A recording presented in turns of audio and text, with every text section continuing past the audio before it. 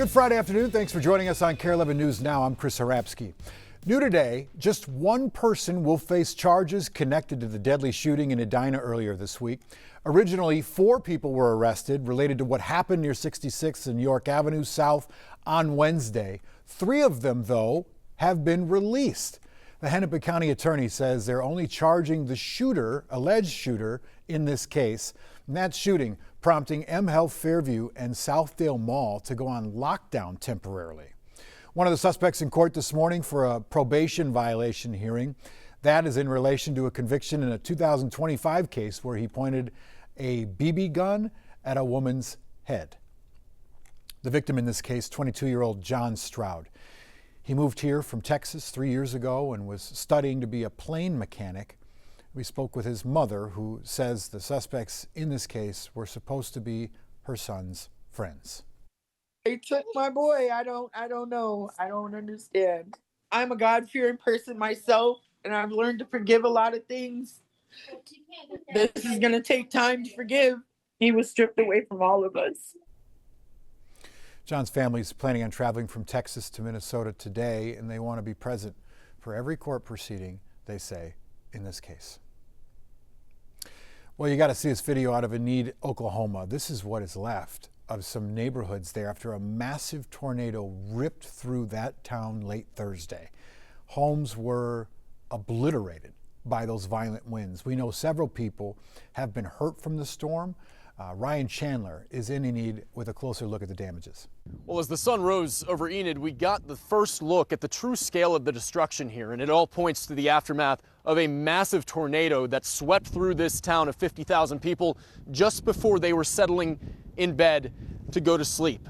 Just before 9 o'clock last night, you see the damage that this tornado left. Look at the foundation here, stripped of everything that was on top of it, leaving only mangled rebar and 2x4s that were split in half like sticks. We were just talking with the owners of this property. This was a woodworking shop that is now completely gone, but they are counting their blessings tonight like so many people in Enid are, because the mayor tells us this morning that there are no fatalities confirmed so far, and there are only minor injuries. Given just how close this came to a major population center, people are considering themselves lucky that everything that they lost can be replaced.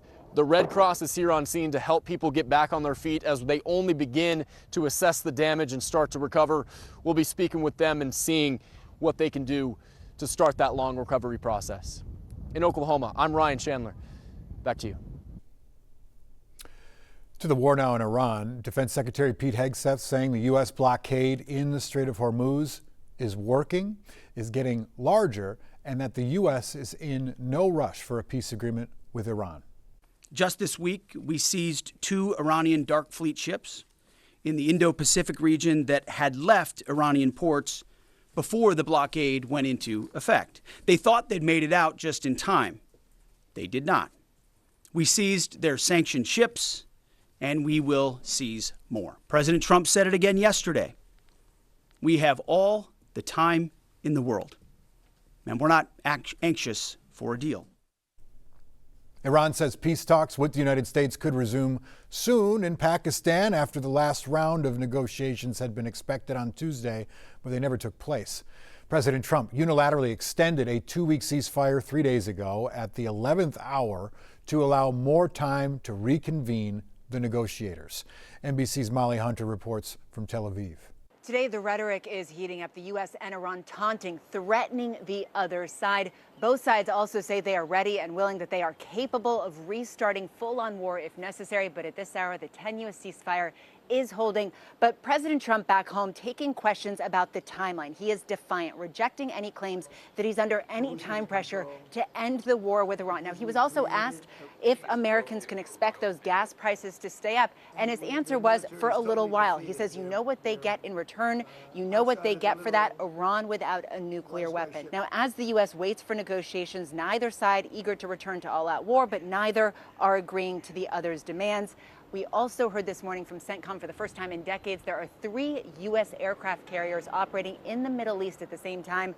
Iran is watching this buildup of American assets very, very closely. And overnight, the deputy president of Iran said that if the enemy makes one wrong move, it is an eye for an eye. Molly Hunter, NBC News, Tel Aviv.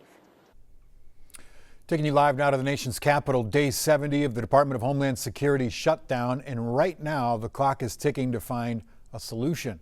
A funding bill is now sitting with the House after Republican senators adopted a budget plan to fund ICE and Border Patrol. The head of the union representing many DHS workers urged the House to approve the bill before today, warning failure to do so would guarantee TSA, Coast Guard employees, and FEMA will go unpaid by early next month. The House not in session today, so it's not clear when they're going to take a vote. In Minneapolis, Public Safety Commissioner Todd Barnett says he remains fully committed to serving the community as the saga over his renomination took another turn.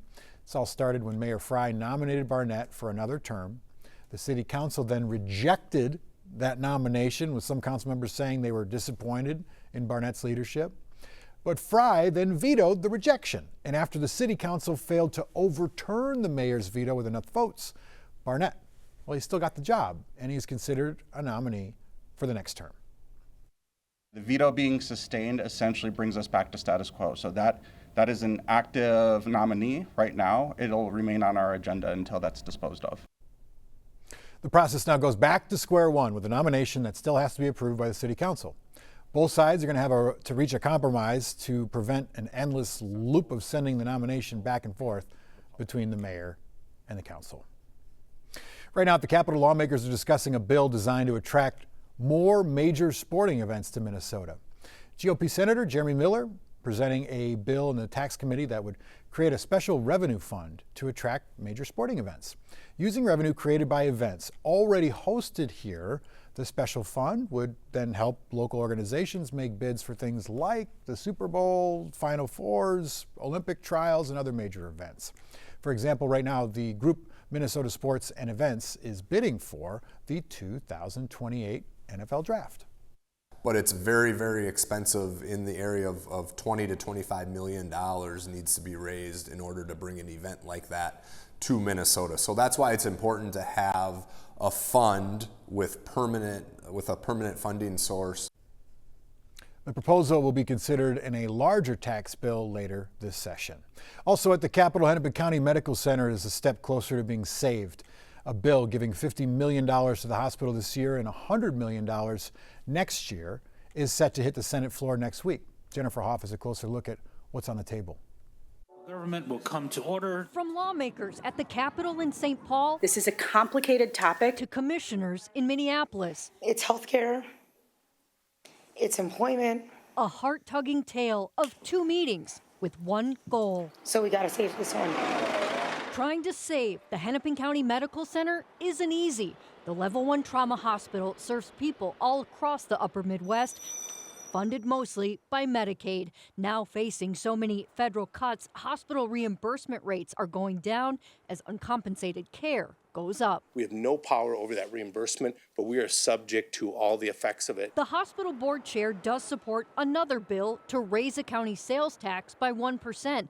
Lawmakers, though, already proposing to slash it at least in half. I do have people who tell me we need to say hospital, but I also have taxpayers wondering why the heck are we providing so much care to people who don't live in Hennepin? And I think that's a fair question. The board also considering how to best run the hospital, including scrapping elected officials for medical professionals. I think we should pay the board, and I think we should make sure we have expertise.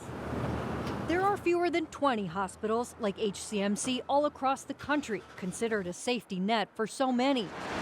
Its future tied to a legislative session that ends in less than a month. Healthcare shouldn't be a partisan issue, and we should be able to make sure that there's enough safeguards to make sure that it's, our healthcare delivery of the most vulnerable is protected across that. Jennifer Hoff reporting there. This isn't just an HCMC problem, she says. It's affecting hospitals across the country, especially rural ones, and there aren't any nearby that could absorb all of its patients if HCMC were to close. Stick with us. We got more news and weather coming up after the break.